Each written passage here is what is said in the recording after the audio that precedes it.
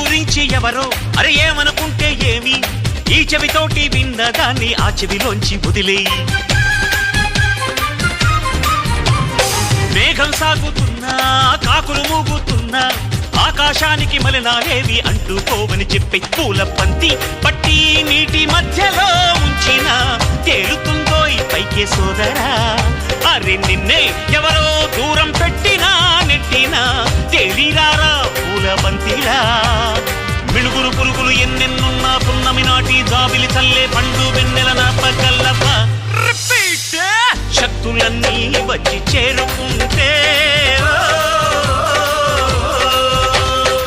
స్వర్గం విలిసేనయ్యో భూమిపైనే. దేవుడా దేవుడా తిరుమల దేవుడా